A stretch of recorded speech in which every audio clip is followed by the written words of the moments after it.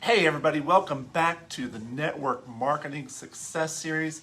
My name is Scott, and today we're going to cover a skill that I've talked about before, but it's definitely worth revisiting because it can transform your business, and that is professional objection handling, okay? So if you've been following this series, you've already learned how to launch fast, how to craft your story, how to recruit your first team members, and build duplication systems, right? But this is absolutely what stops most people in their tracks from reaching their full potential, and that is the fear of objections, okay? Here's the truth.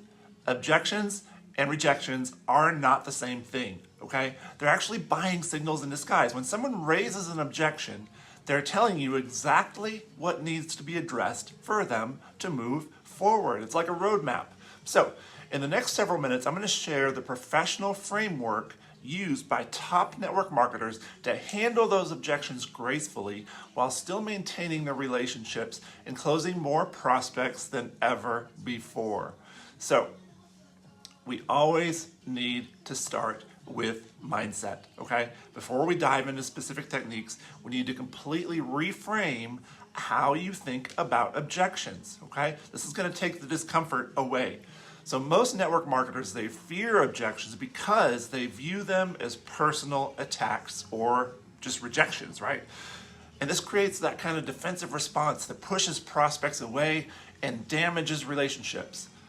However, professional network marketers, they understand that objections are just requests for more information. So when someone says, gosh, I really don't have the time, what they're really saying is, I don't understand how this is going to fit into my busy schedule. Or when they say, I can't afford it, they're actually saying, I don't see the value in this relative to the investment, okay? The mindset shift changes absolutely everything. So instead of feeling defeated by objections, what you do is you start to welcome them as opportunities to provide clarity, and then you can move the conversation forward, all right? The key insight is that people only object to opportunities that they are genuinely considering. So if someone wasn't interested at all, they just say no thanks and they'd end the conversation. Objections mean they're mentally trying to figure out how to make it work. So it's your job to help them to plot that out so that you can get them on to the next step and have them join your team. Now, let's cover the proven framework that turns objections into enrollments. I call it the CLEAR method, okay? C is for clarify the concern. L is for listen completely. E, empathize genuinely. A, address specifically. And R is redirect to the decision, okay? Let me walk you through each step. So for clarify the concern, you never want to assume that you understand what someone means by their objection. The same words can mean different things to different people, right? So when someone says, for example, I need to think about it, you can ask in this way, hey, I completely understand wanting to think it through. Help me understand, what specific aspect would you like to think about? Is it the time commitment, the investment, or is it totally something else? Then you want to listen completely. You want to let them fully explain their concern without interrupting. Most people have never been asked to elaborate on their objection. So they appreciate that, the opportunity to actually be heard and that someone's listening to them, because it's rare. It's rare in the industry. Then you want to empathize genuinely. So acknowledge their concern. Make it valid, make it reasonable. Never, ever minimize or dismiss what they're feeling. You could say something like, gosh, I can absolutely understand that concern. In fact, I felt the same way when I first looked at this opportunity. Now you want to address specifically. So you provide information that directly addresses their stated concern. Don't give a generic response. Tailor your answer to what they actually said, okay? Then you want to redirect to the decision. So once you've addressed their concern, guide them back to making a decision. Something like this. Now that we've clarified that issue, what other questions do you have? Or does that address your main concern about moving forward? Now let's talk about the top 5 objections and responses, okay? These are word for word responses to the 5 most common objections that you are going to hear over and over and over. The number one objection is, I don't have the time. I feel like we're playing Family Feud here. Here's the response. I completely understand feeling like there's no time for anything else, and that's actually exactly how I felt when this opportunity was first shared with me. But can I ask you this? When you say you don't have time, are you really concerned about the time it takes to get started or the ongoing time commitment to build a business? Then you want to listen to their response, right? Here's what I've discovered. This business model is actually designed for busy people. Instead of requiring more time, it's designed to eventually give you more time. So most successful people in our company, they started by investing just 5 to 7 hours per week, which is about what most people spend watching TV, right? The goal is to build something that creates time freedom, not take it away. Now, the second objection that you'll hear is, I can't afford it. Here's how you respond to that. Gosh, I appreciate your honesty about your financial situation, and I respect that you're being responsible with your money, but let me ask you this. When you say you can't afford it, is the challenge that you don't have the money available, or that you don't see how this investment could generate a return? Then once again, you want to listen to their response, and you want to tailor your response to what they said. I understand completely. Here's what I'd like to suggest. Let's look at this as an investment rather than an expense. So our starter package, it's designed to pay for itself within your first 30 days. In fact, I can show you exactly how to earn back your initial investment with just 2 customers or 1 business partner. Would it help if we went through those numbers together? Now, obviously, that's going to differ based on what your opportunity is, but you can tailor it to their response. Now, the third objection is, I need to talk to my spouse. That makes perfect sense, and honestly, I'd be concerned if you wanted to make a business decision without discussing it with your spouse. But what aspects of this opportunity do you think your spouse would want to understand better? Once again, obviously, listen to their response. Hey, would it be helpful if I spoke with both of you together? I find that when both partners hear the information firsthand, then they can ask their own questions and make a decision more quickly. So what works better, a brief call tonight, or could we meet for coffee this weekend, or do a Zoom call tomorrow morning? See how I laid out specific times when we can meet, right? Objection number 4, I'm not a salesperson. Gosh, I'm so glad you said that. Honestly, the best people in our business are not traditional salespeople. In fact, most of our top earners would describe themselves exactly like you just did. Hey, can I ask, when you think of sales, what comes to mind?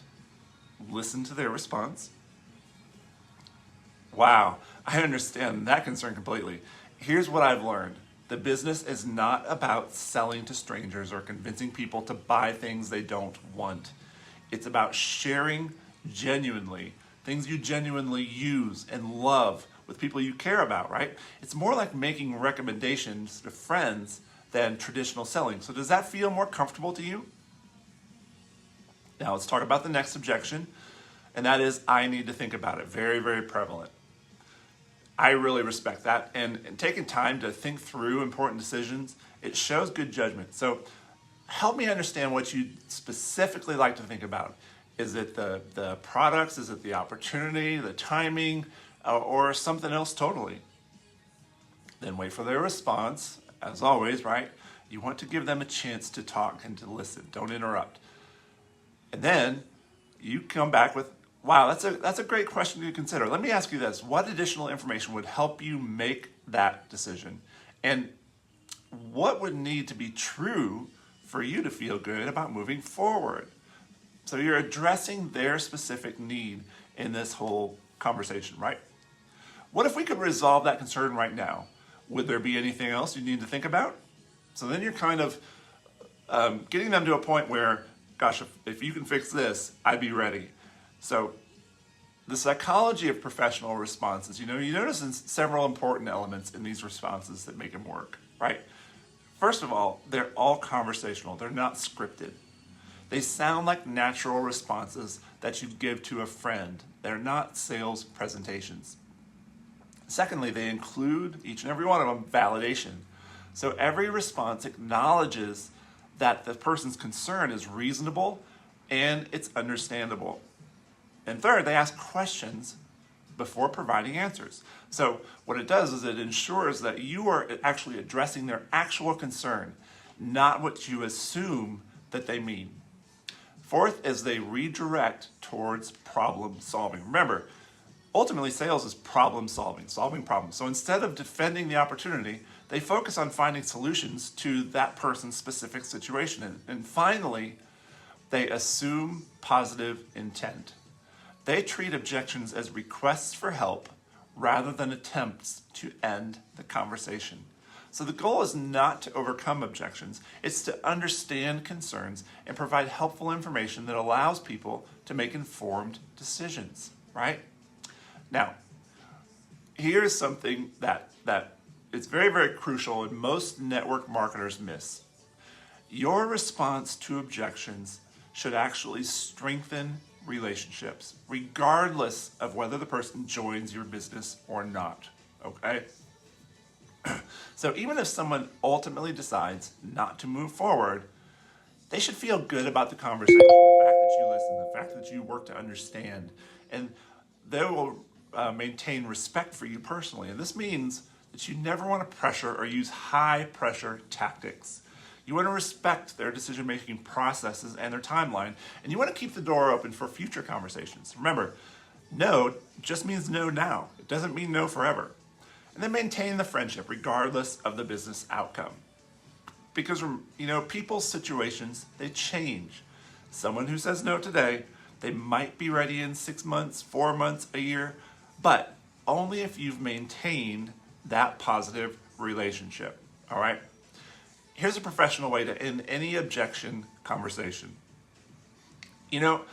I really appreciate that you've taken the time to look at this and we're honest about your concerns. So whether you decide to move forward now or in the future or not at all, I'm glad we had this conversation. And regardless of your business decision, I value the relationship and I'd like to stay connected.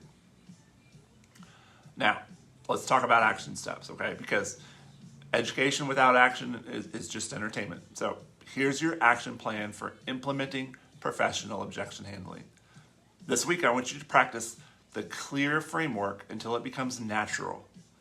I want you to memorize the 5 common objection responses, word for word, and then role play with your upline. Or if you're not comfortable doing that, do it in front of the mirror, but do it until you're confident. Even record yourself handling objections and listen back critically. Figure out what you could do better. Now, in your next conversations, welcome objections as opportunities to provide clarity and use the question-first approach before giving information. Focus on understanding, not convincing, and also maintain the relationship regardless of outcomes. So remember, objection handling, it's not about having the perfect comeback or the perfect response. It's about being genuine and having conversations that help people to make those informed decisions. So the prospects who initially have the most objections, they often will become your best business partners because what they've done is they've actually thought through all the challenges and they've decided to move forward anyway. So in our next video, I'm going to show you exactly how to create social media content that's going to attract prospects instead of repel them. So make sure to subscribe. Hopefully you've gotten great value out of this. So subscribe so you don't miss it. Drop a comment below, sharing the objection that you hear most often. Thanks. See you in the next video.